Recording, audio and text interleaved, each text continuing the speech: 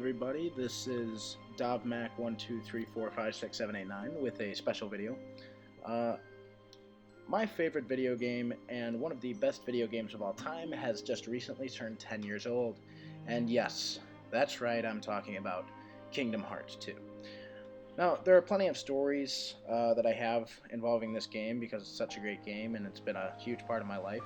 And I'd like to share a few with you guys, the viewers, here in honor of its 10th anniversary. Let's start from the beginning. I was first introduced to the first Kingdom Hearts at the age of 5 or 6, and I think any Kingdom Hearts fan can agree with me on this. They probably first got the game because there were Disney characters involved, and that's definitely how I was introduced. I don't think I ever made it past Wonderland at that young age, but I made it out of Traverse Town, which is actually kind of impressive for a 5 or 6 year old. But I mean, I never disliked it. It was just hard to navigate. The battle system was very slow early on. They were trying to get rid of.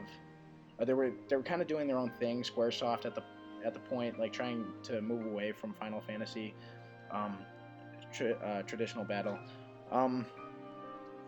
But like I said, even though KH1 was a struggle for me, I never disliked it. Now let's flash forward to 0506, and I'm an 8 or 9 year old at this point, and yes, Kingdom Hearts 2 came out then. But I didn't have the game for myself at first. A friend of mine got it and slept over at my house, and that was the first time I had played it. The improvements were noticed immediately. I mean, the battle system was great. It was quicker. The story seemed great early on, just seeing Roxas first. And it just got me hooked. And also reaction commands were introduced early on in that game, and reaction commands made not battle easier, but it made it flow more. It just felt easier to, it felt like you were actually wielding a Keyblade, and it felt like you were one with Sora and Roxas. It felt like everything you did controlled the outcome of the fight, unlike Kingdom Hearts 1. But that night, my friend had it. We completed Roxas' story by the end of that night, and I knew I needed to get a hold of that game, and I got it shortly after that, and I was hooked. And actually getting Kingdom Hearts 2 and finishing that and just loving that inspired me to go back and finish Kingdom Hearts 1, which I had never done before. And the way Kingdom Hearts 2 is, what I love about it is it opened up the story to what we know as the huge, some call it confusing story that Kingdom Hearts is overall, and it opened it up for Birth by Sleep and Roxas' story in 358/2, and Dream Drop Distance and everything like that. And that leads into Kingdom Hearts 3, and I won't go on a rant about Kingdom Hearts 3 now. Let's talk about specifics about Kingdom Hearts 2 that I like. Well, there's boss battles, and then there's boss battles, and then there's boss battles. The one being shown to you now was my absolute least favorite boss battle to do as a kid until I experienced the Lingering Will in HD Remix, but I'll talk about that soon. I remember, here we are halfway through the game, almost, and Sora had just a full-blown conversation with Mickey Mouse for the first time in the series, and I'm like, hell yeah, maybe Mickey's gonna help us in battle from here on out. And then you run into that little bitch from the underworld over and over and over again, and he's not that much of a little bitch, and I don't know why. And he's an absolute pain in the ass, because right there you just saw on the screen Sora losing the battle, not because he died, but because of the water clones. It's dance, water, dance, over and over and over and over and over again, and Mickey just flips in this cutscene like you're watching right now, and it's, alright fellas, you have to get going, and then pause, skip scene, start over, dance, water, dance, over and over and over again.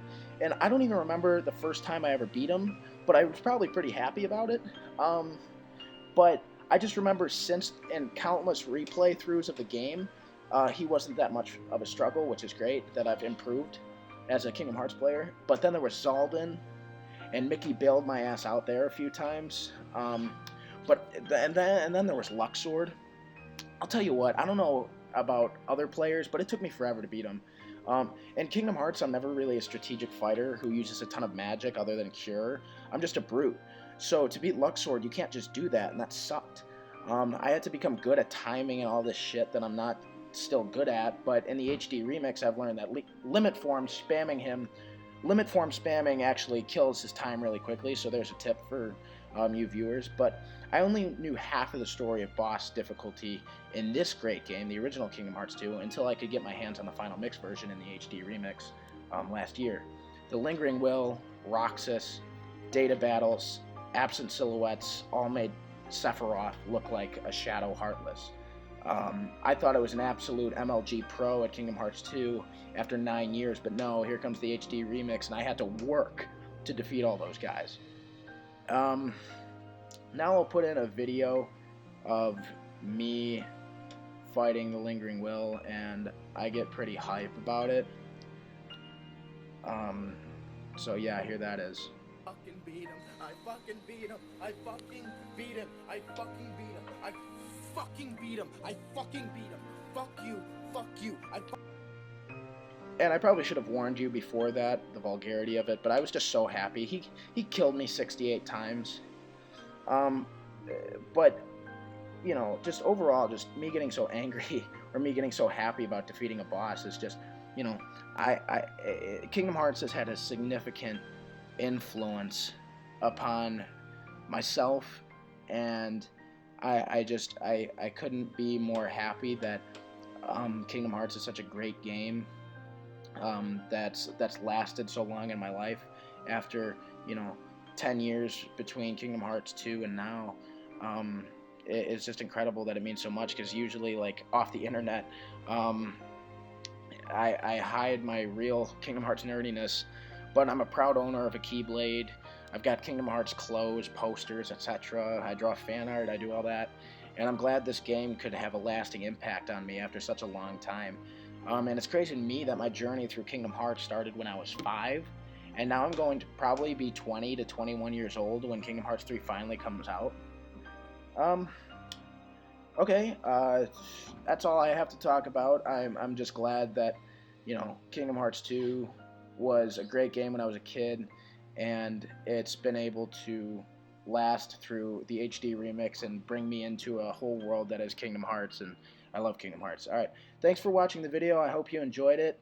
And yeah, stick around, throw a subscribe in there, and I'll keep Kingdom Hearts stuff going if I get the fans. Thanks.